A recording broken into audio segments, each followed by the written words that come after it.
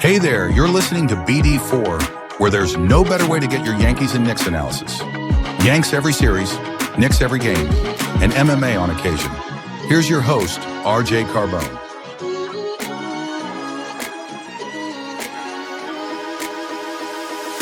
And a high drive into left center field. Stanton is going to watch another one fly. Are you kidding me? DiVincenzo a three. Bang! Bang! Knicks take a Take this time to apologize to absolutely nobody. At the wall. See ya! See ya! See ya! Mr. Nova. Anthony for three. Bang! That one goes down and the game is tied. Rose, you shook up the world again. I did it again. But God did it, man. I really just had Gonna have to. Brunson running away. Oh my! He has been the best player to put on that uniform. Ball game over. Yankees win. The Yankees win.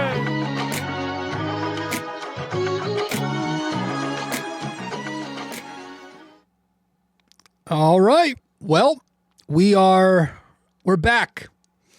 We're back in the postseason. The regular season is officially over. Excuse me. I'm going to fight through this just like the Yankees fought through an up and down regular season. But at the end of the day, despite all the moaning and the complaining and everybody wanting this guy traded, cut, fired, the Yankees look up and they finish their regular season with 94 wins. 94 wins, which was the exact win total they had last season with Juan Soto, with Garrett Cole healthy. That's what they finished with this year. The only difference is this season they're going into October, or I guess the end of September, as a second place team, because Toronto just took the division today with their win over the Tampa Bay Rays, who hopefully the Yankees never do a favor for them again. So the Yankees will be going in as a wild card team, which freaking sucks because the odds are stacked against them, and it's very difficult to win 4 consecutive series in a playoff, and your pitching's not going to be lined up the way you want it. And now they got to go Fried on Tuesday, going up against the best pitcher in baseball in Garrett Crochet. So that's what we have. It's what we got to deal with. And we'll talk more about the wild card series in a bit. But in this episode, we will talk a little bit about the Baltimore Orioles series, where the Yankees just swept the O's all 3 games to finish out their regular season. So let's get right into it. Let's not waste time as the Yankees sweep the O's. The first game of this series took place back on Friday when the righty Will Warren made his final start, and he went up against the lefty Rogers. The Yankee bats in this game, 8 runs on 9 hits, 3 home runs, 5 walks, 7 strikeouts, and they were 2 for 5 with runners in scoring position. Listen, 6 runs on Trevor Rogers in 3 innings is no joke. They mashed one of the best lefties in Major League Baseball with 3 home runs. This is a guy who does not give up home runs, and the Yankees mashed him. I look at this game as good preparation for the postseason. Obviously, you're not going to be facing Trevor Rogers, but you will be facing tough lefties again on Tuesday. Bottom of the first inning, they got off to a very strong start. Stanton, a 2-run blast. Bottom 3, the Yankees are down 3-2. Judge responds with a 2-run home run. Stanton hits his second home run. It's 6-3 Yankees. That was it on Rogers. And then the Baltimore bullpen comes in 5 innings. They give up 2 more runs. Bottom 6 with a 6-4 lead for the Yankees. You've got Austin Wells with an RBI base hit against Cano. And then bottom 7th, Stanton with an RBI against Castillo to make it 8-4. Stanton goes 2 for 4 with a couple of home runs and 5 RBIs. Judge goes 1 for 3 with a home run and a walk, 2 RBIs. Bellinger goes 2 for 2 with a couple of walks. It was nice to see him finish the season with a strong series, even though he didn't get his 30 and 100. Will Warren pitched. He finishes 5+ innings, allowing 4 runs, yielding 6 hits, 1 walk, strikes out 7, does give up the 2 home runs, throws 81 pitches, and he gets the win. So he finishes up a very inconsistent but solid rookie season. We've spoken a lot on Will Warren over the past year. It started out, I just disliked the guy, but then I started paying more close attention to baseball and what his stuff looked like, and I was pretty optimistic about him in the preseason, and he ended up having a really solid rookie season. So, good for Will Warren. We'll see where he winds up in the postseason. I can't imagine he'll be on the postseason roster, or the wild card roster at the very least, but we'll see. Maybe they do bring him on as insurance, as their mop-up guy coming out of the bullpen if things get bad, God forbid. But Will Warren throws 5+. The bullpen, 4 innings, no runs, 1 hit, 5 walks, and 6 strikeouts in this game. It was Leiter to Hill to Cruz to Camilo to Bednar. That was Friday. Saturday, the Yankees win Saturday's game 6-1. The righty Schlittler against the righty Sugano. Yankee bats 6 runs on 7 hits, 3 home runs again, 3 walks, 7 strikeouts, and they were 1 for 2 in scoring position. Against Sugano, who does not throw hard, his stuff is not good. They got 4 runs and 4 1/3 on him. Bottom 1, Judge hits his 53rd homer. Bottom 2, Stanton and McMahon go deep. And then against the Baltimore bullpen, 2 more runs in 3 2/3 innings. That came in the bottom of the 5th inning. Judge with a 2-run base hit, and then Bellinger picks up a sac fly after that. Makes it 6-0 Yankees at the time. Judge goes 2 for 4, home run, 3 RBIs. Stanton goes 2 for 3, homer, walk, and an RBI. McMahon 2 for 3 with a home run and an RBI. Schlittler on the mound did a great job. He did an excellent job. And that is where we're going to tip our cap to start off here.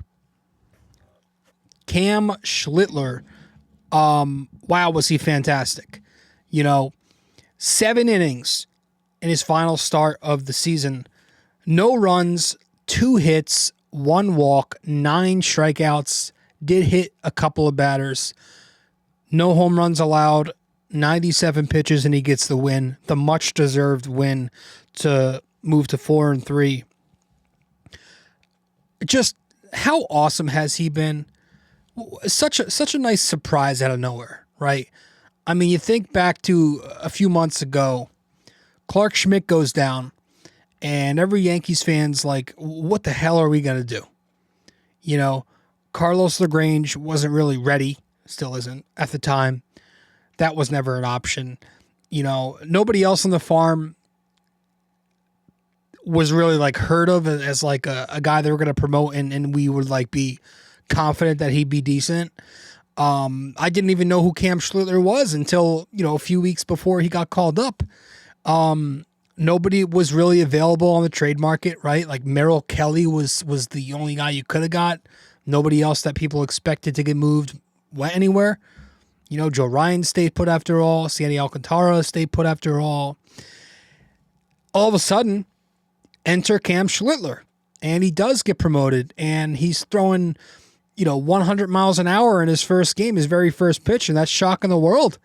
Everyone's saying we did not think he had that in his bag, but he gets the start, and it kind of went start by start after that, and Boone eventually just put him in the rotation, and thank God it became Cam Schlittler at the back there, and not Marcus Stroman, and not Cookie Carrasco, and not, who was that other random, Alan Winans?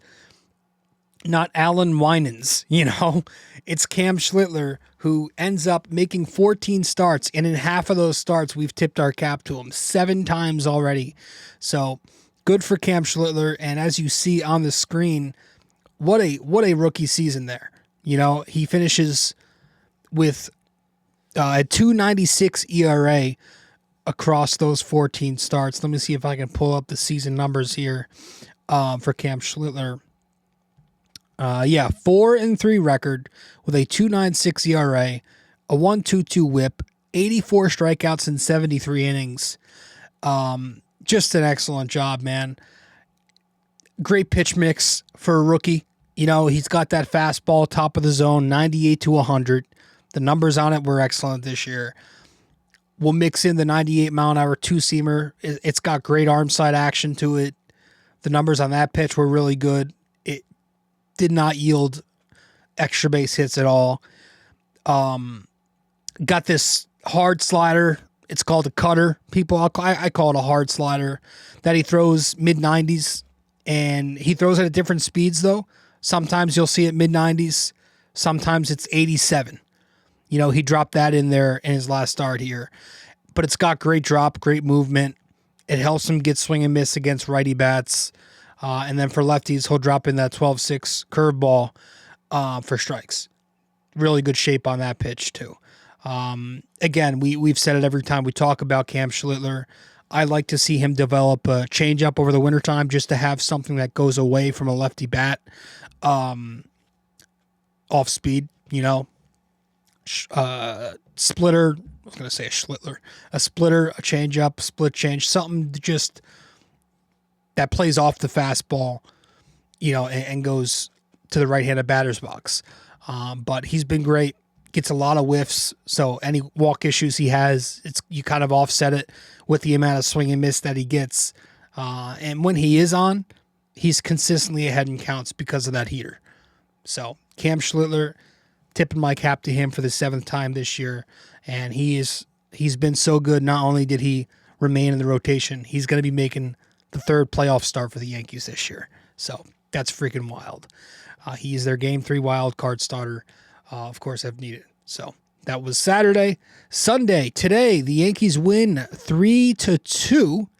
3-2 victory for the Yanks today. This game didn't matter. You know, right after the first couple innings, you saw the Toronto score.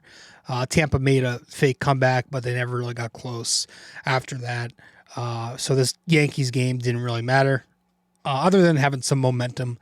But, you know, Luis Heel, I think if you're talking big picture with him, a little bit different today.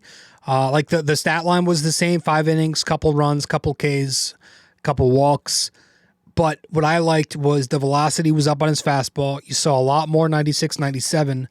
Last couple of starts you've been seeing too many 92 to 94. So the velocity was up on the heater. And because of that, the whiff rate was up. He got a lot more swing and miss in this start. So that was a positive. But again, this is Luis Heel. He is not going to be on the wild card roster because he pitched today and because they don't need him. And I do like how Matt Blake and the Yankees are acknowledging that the lack of swing and miss has been an issue this year and that they're going to work with him in the offseason to get back to hopefully where he was last year. The bullpen was excellent yet again. And then the bats, they get 3 runs. But those 3 runs, Stanton with an RBI single to give the Yankees the lead. And then surrounding that Stanton single, you had a couple of Ben Rice home runs.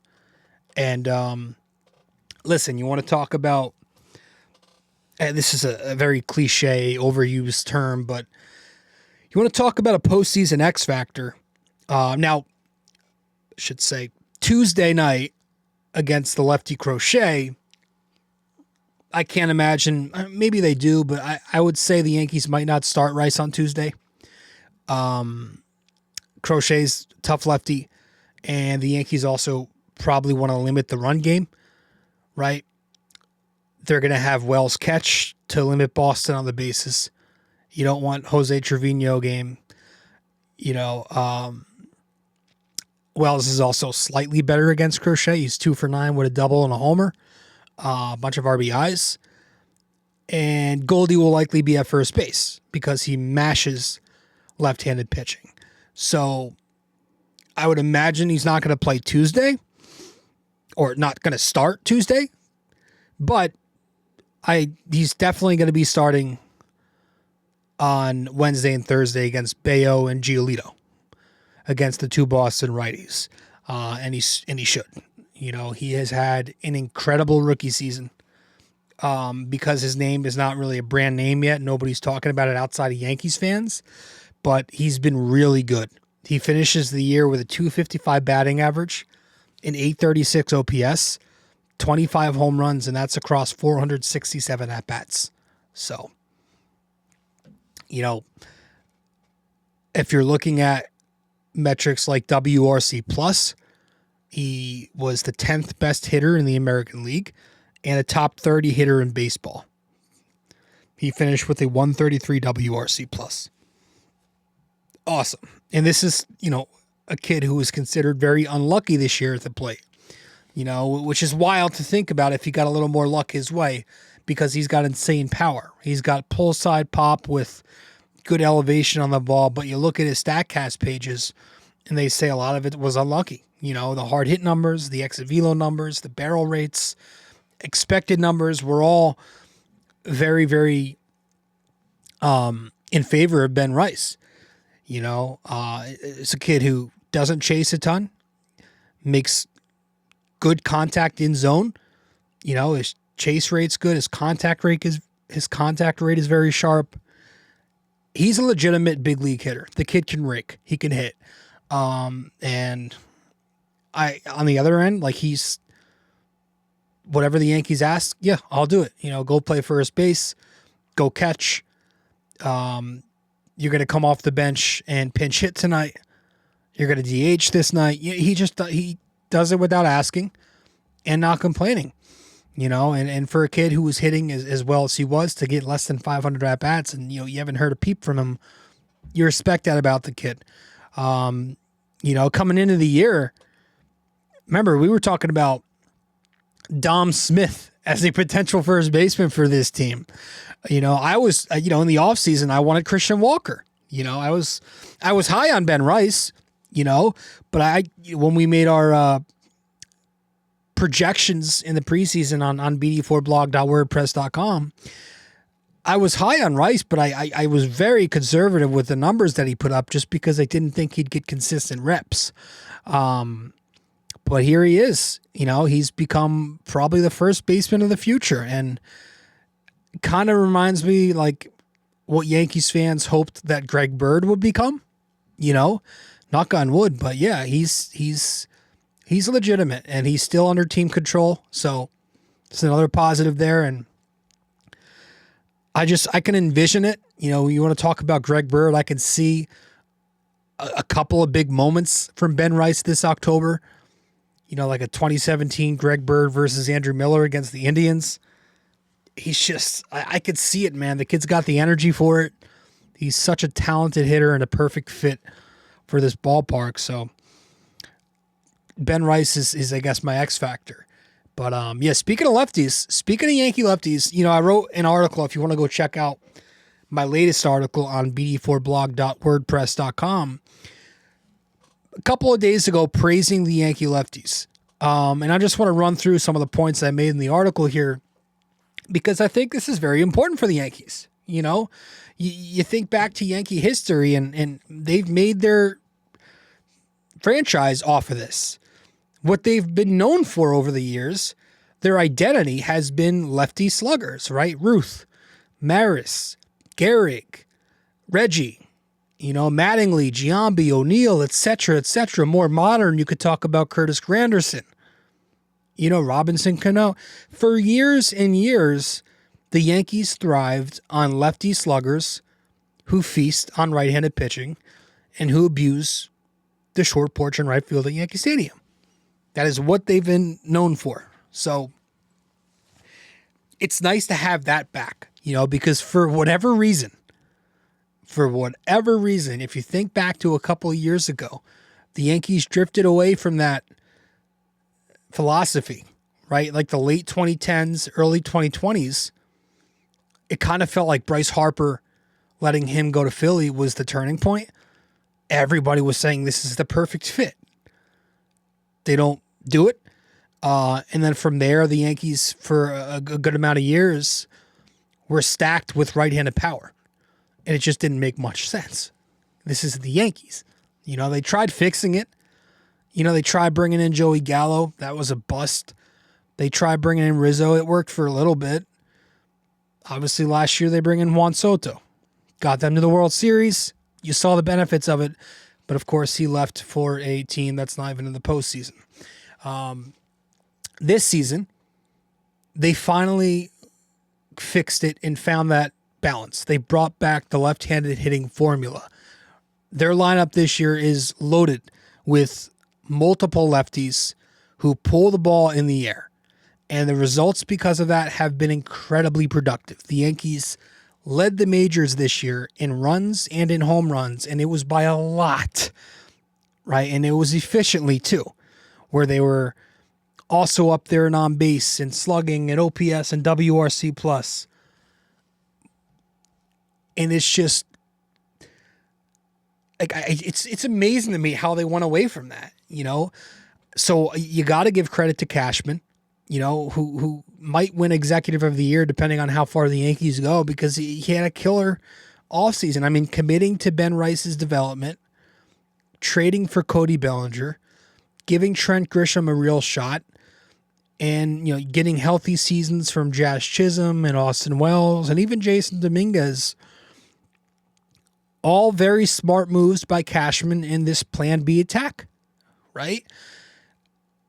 I feel like the smartest part was not just getting any good lefty bat, but the organization used their analytics correctly, right? I had never had an issue with analytics. What I had an issue with was how they used their analytics, but I feel like they did it correctly this time. They studied their metrics, they analyzed mechanics, they focused on the little details in order to get the best out of their ballpark.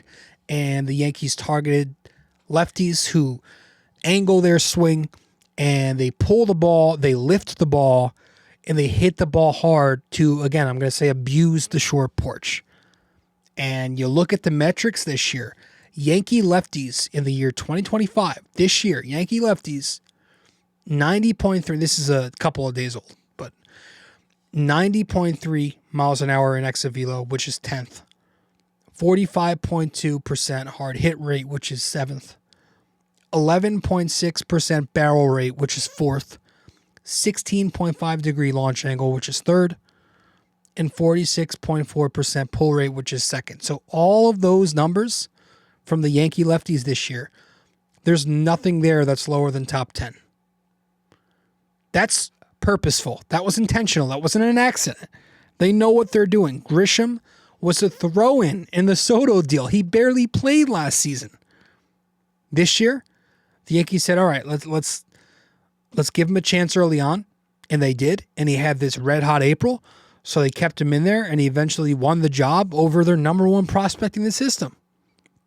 Now he's become the 7th Yankee center fielder with 30-plus homers, all because they saw the talent.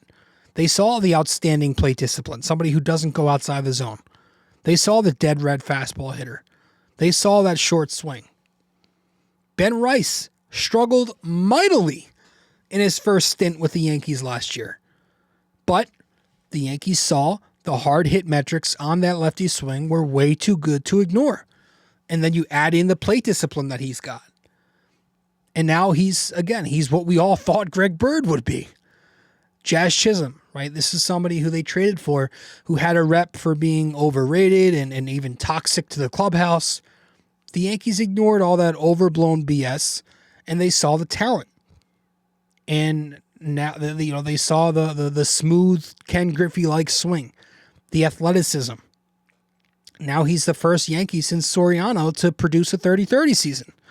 He's also been 40-40 as a Yankee. Like Bellinger, right? That was a gamble because of his erratic track record and the contract. But the Yankees saw a former MVP with this lofty left-handed swing. And, the Bellinger name is in Yankee history already. Cashman saw what that could do in this ballpark.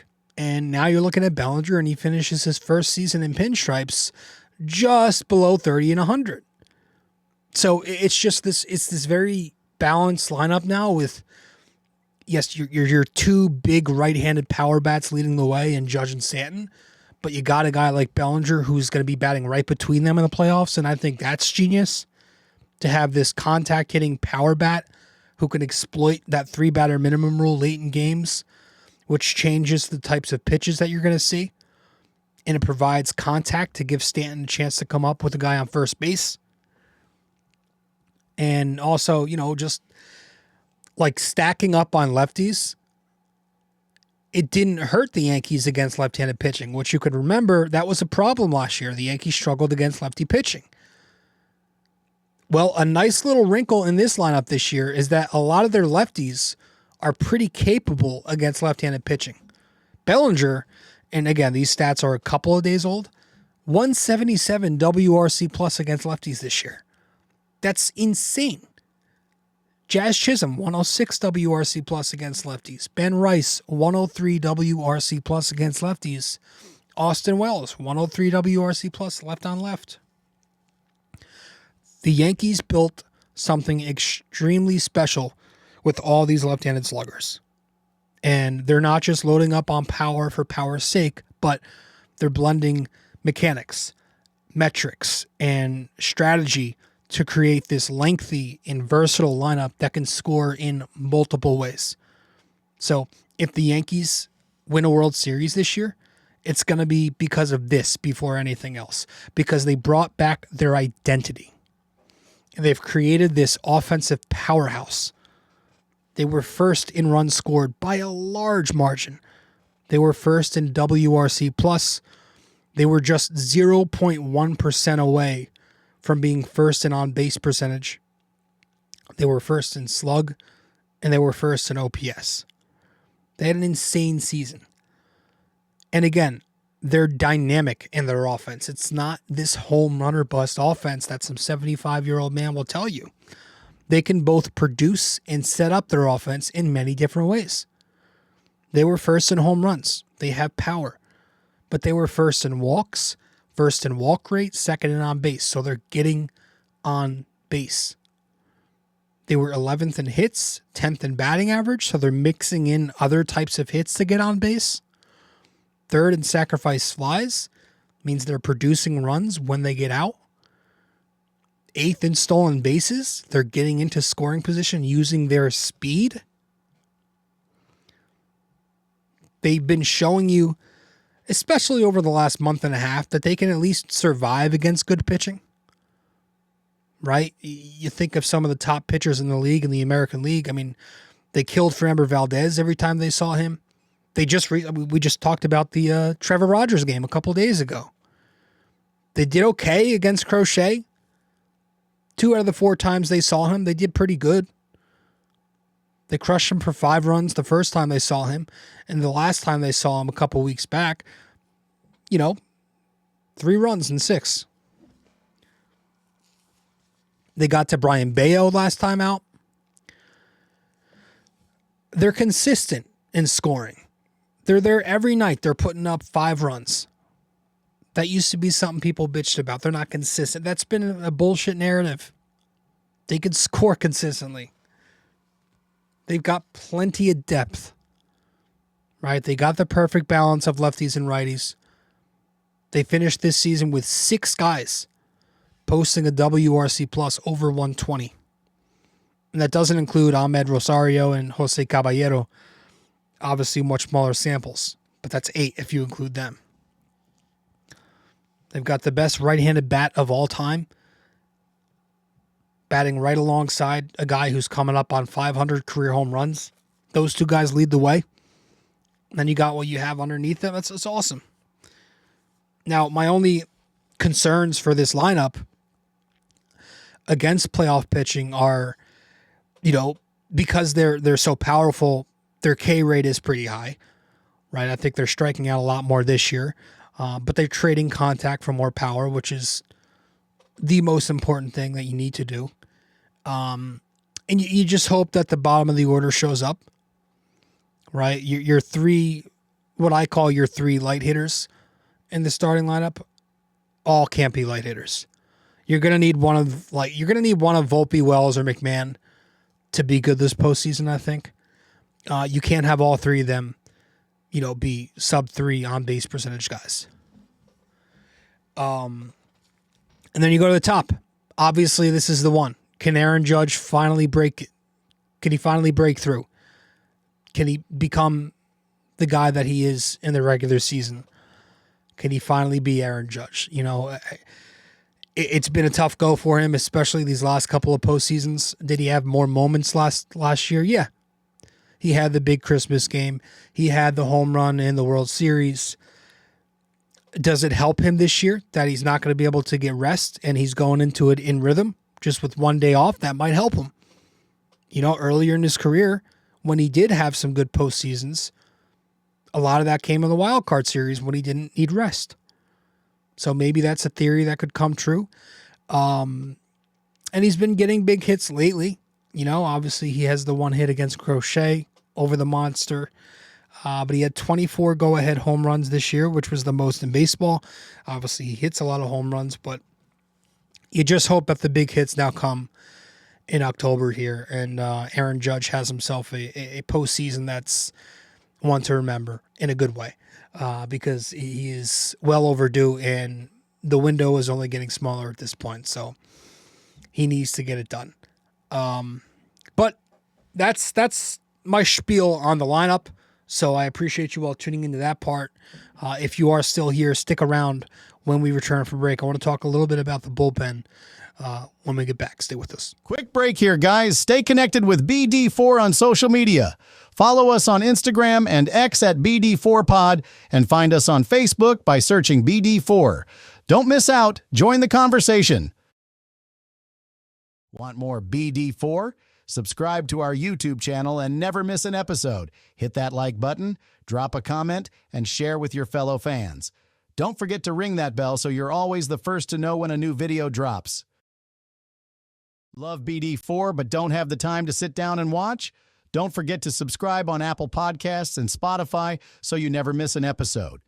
And if you're enjoying the show, leave us a 5-star rating and a quick review. It helps us grow and keeps the conversation going. Yeah, this Yankee pen, talked about it after the White Sox series. Listen, on paper, they're good. Like, the talent's always been there. They've got filthy stuff. There's a couple of brand names in that pen. The consistency has been the issue all year. The consistency has not been there all season. But you're seeing, finally, and I know it's Baltimore, it's Minnesota, it's Chicago, but again, the stuff can get swing and miss against anyone. You look at the pitches these guys are throwing, the changeups, the screwballs, sinkers, sweepers, fastballs, they're filthy. In their last 11 games,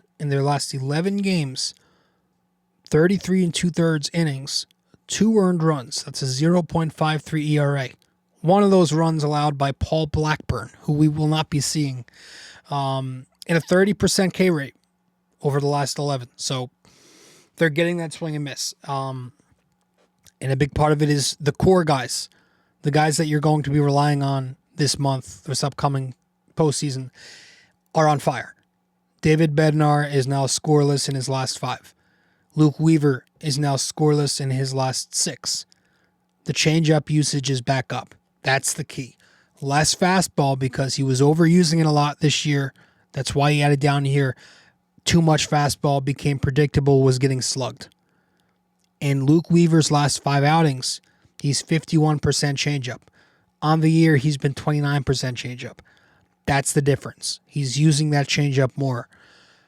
Fernando Cruz has been scoreless in his last 7 outings, but it's not felt good. The command has been very shaky with Cruz, really since coming back from the injury. The forkball command, I worry about that, especially high leverage in the playoffs. Coming in, you got to hope when Cruz comes in, it's with guys in the scoring position. So he's got a base open because he does walk guys. but he's going to come in and they're going to ask him to get a big strikeout with 2 outs and the tying run on second or third. He's not been getting swing and miss lately. You have to think that starts with the command, but he has been, kind of used less and less because he's been that shaky, kind of just becoming this give us 1 or 2 outs tops guy. And we'll see. I think he's going to be a big swing factor for the rest of the bullpen because he was supposed to be a big part, and he has been a big part. But again, the inconsistencies since he's returned, it's been a little rough with him. But, Devin Williams kind of taking the opposite path. He's been scoreless in his last 9 outings, each of them an inning each. So with him, it's fastball, velo, and command. If he's got that high fastball running in arm side, that's going to depict how that screwball is going to play. He's been getting a lot of swing and miss lately. Today he didn't get any Ks, but he got a lot of soft contact. So Devin Williams has been finding it. Again, the names are there. The talent is there. The stuff is really good in the bullpen. If you don't have the guy leading the way, it doesn't even matter. And I'm worried about Aaron Boone's decision making. That's what scares me most about the bullpen, to be honest. He has got to use those 4 guys, Bednar, Williams, Weaver, Cruz, consistently. And he can't start getting cute. And of course, go to Tim Hill if the lane calls for it, right? If there's a lane with a bunch of lefties coming up, you need a ground ball, Tim Hill. Can Camilo Doval give you something if nobody else is available for whatever reason? I'd rather him than a Mark Leiter Jr., to be honest. But you just got to use the right guys. Don't be afraid to use your high-level guys. Don't try to get cute and do something different just to throw a curveball. Like no starting pitchers coming out of the bullpen that didn't really get bullpen reps in the regular season. I don't want to be seeing any of that shit. Just use the formula that you've been using the last couple of weeks that's been working. Use your core guys, Cruz to Williams to Weaver to Bednar. That's got to be the formula. So I'm going to tip my cap to David Bednar. Let's do that because David Bednar pitched this series. And he was very good. 2 innings this series against Baltimore. No runs, 4 strikeouts, 1 hit, 2 walks. The only hit was a single. 41 pitches, 26 of them were strikes, and he got the save today. Again, he pitched in the first game on Friday and today on Sunday. On the season with the Yankees, he finishes with a 2.19 ERA, a 0.93 whip, 35 strikeouts in 24 2/3 innings. Just freaking awesome. 10 out of 13 in saves. Most of those blown saves were when he first came here. But just been fantastic. And he already has... we've already tipped our cap to him 6 times. So good for David Bednar. I've got total confidence in someone like Bednar for October. I can already see him getting big outs and then getting all animated on the mound like he does. That's going to be electric. And the first time we hear that... what's that song he plays when he comes in? Forget what it is. But that's going to be fun. I'm going to try to get to a couple of divisional games if I can. Haven't been to a game this year, which fucking sucks. So I tip my cap to David Bednar. And let's go to the position players now. And let's finish up here by tipping our cap to Giancarlo Stanton. Tipping our cap to him, the final regular season series. He goes 5 for 10, 1383 OPS because he hits 3 home runs, walks twice, produced 7 RBIs. Look at those numbers on the year. 77 games, he had 66 RBIs, 24 bombs, and a 944 OPS. Incredible. Just incredible production. Going the opposite way every time he connects now with ease, hitting the ball super friggin' hard. That's always so fun to watch him hit a line drive rocket to right center. He's just been giving you insane production. And again, that's all across 249 at-bats on the year. Just imagine if he was healthy. But yeah, he was obviously ice cold, right? Very cold the last couple of weeks. But you can now kind of peel it back a little bit, and you look at Giancarlo Stanton's last 11 games, including today. 405 on base, 714 slug, and an 1119 OPS with 17 RBIs. And here's what I like to see: a 15% walk rate. He has a 30% K rate, but the 15% walk rate means he's still taking his walks. Very, very good amount. So he's hot at the right time. He's playoff ready. We all know what he can do in the postseason and what he has done. Hopefully that sustains for another year here. And I want him to win a World Series ring with this team much more than anybody else. Before his career is over, I really want Stanton to win a World Series. I think he's a lock for the Hall of Fame if he gets to 500. But if he gets a ring this year, I think that should also be a guarantee. Giancarlo Stanton's just been awesome. So I tip my cap to him for the 7th time this year. Now, speaking of tipping our caps, with the regular season being over, let's go over who we tipped our cap to the most. Let's read off the leaderboard here. Should we start with the least amount and then finish with the most? Let's do that. So, with one tip of the cap this year, you had Austin Wells, JT Brubaker, Marcus Stroman, Johnny Loizaga, and Scott Efros. We tipped our cap twice to Brent Hedrick, Ryan Yarbrough, and Ryan McMahon. We tipped our cap 3 times to Ben Rice, seems low, Jason Dominguez, Anthony Volpe, Paul Goldschmidt, Clark Schmidt, Mark Letter Jr., Luis Heel, and Yerry De Los Santos. 3 times to all those guys. We've tipped our cap 5 times to Jazz Chisholm and Tim Hill. It's a fun pairing. We've tipped our cap 6 times to Belly, Grisham, and Bednar.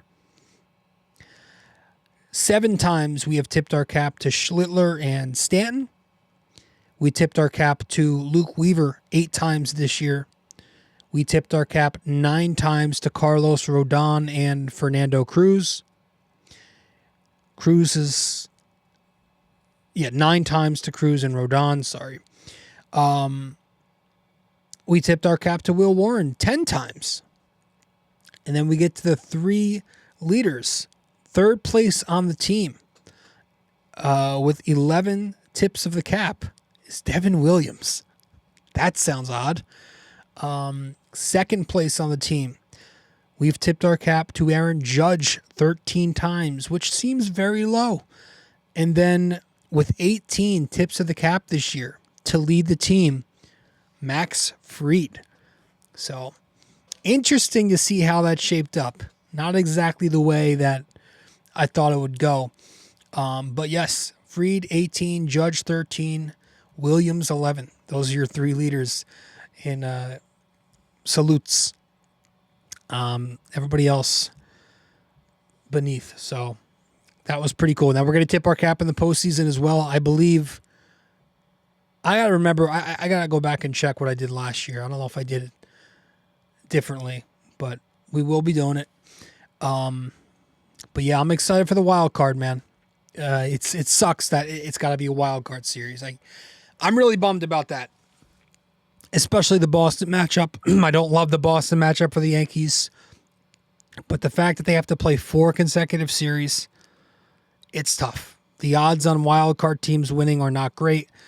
But you do only have to go back 2 years to find the Texas Rangers, who ended up winning it all. But the Yankees are going in hot. They've won 8 in a row. They're playing over 700 ball in their last 48 games. They're going in healthy. Jazz seems okay, knock on wood, healthy. They're playing with fire, and they look very animated and playoff ready lately, right? Like, you look at guys like Ben Rice rounding the bases today. He was pumped. Aaron Judge has been pumped. Fernando Cruz. These guys look like they're ready for October, man. The regular season, throw it out the window now. It doesn't mean shit, right? The losses that you have against Boston this year doesn't mean anything. I go back to Knicks Celtics last year. They got waxed all 4 times. What happened in the postseason? The Knicks waxed them. You know, I think the Yankees have a better roster than the Red Sox do. I don't think the Red Sox have enough firepower in that lineup without Devers and also Roman Anthony. You know, I mean, the Yankees have the talent. The Yankees have home field for game 1 and potential game 3. That's going to help with their confidence levels. That's obviously going to help the Yankee lefties. So I hope the Yankees capitalize, and if they do, they're going to win this series. It goes one of 2 ways. The Yankees get swept or the Yankees win the World Series. That's the way I'm looking at it. But I wonder what we see. Tuesday against Lefty Crochet again. I would expect Goldschmidt at first. Wells catching. Maybe you see Rosario. Does he play over Jazz? Does he play over McMahon? Right? If he plays over McMahon, that means the Yankees should, they've done it before. They don't trust McMahon against lefties. But again, if you're playing him at third base, it's not great. You want better glove at third base with Fried on the mound. He gets a lot of ground balls to the pull side. If he's playing over Jazz, you got to wonder if Jazz is healthy. We'll see. I don't know. Does Rosario even play? I would stack my lineup with some righties because Crochet is tough. But yes, that is it, folks. That is it for this episode. I guess I'll read our trivia off here. I wasn't gonna because I wrote this trivia question when I was kind of juiced up and hoping for the division a couple days ago, but we'll read it off anyway. Our trivia for tonight's episode when we return. Stay with us. Want everything BD4 in one place? Head to our website at BD4blog.com. You'll find links to every podcast platform, social media, and even our blog, where we dive deeper into all things BD4. Check it out now and stay connected.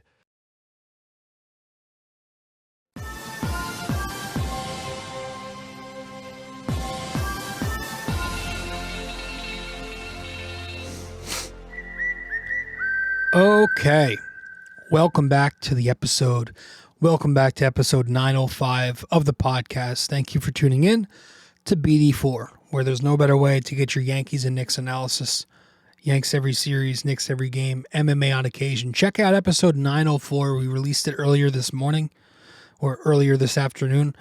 We talked Knicks. We talked Knicks basketball, what to expect in Mike Brown's offense. Check that out, episode 904. But here in episode 905, our trivia question for today. When was the last time the Yankees won back-to-back division titles? All right, pretty easy question. Pretty easy to me. Should be pretty easy. When was the last time the Yankees won back-to-back division titles? Definitely wasn't 2025. So, whatever. We'll see what happens, folks. I am excited nonetheless. Just sucks that we have to play a participation series just to see who gets into the playoffs.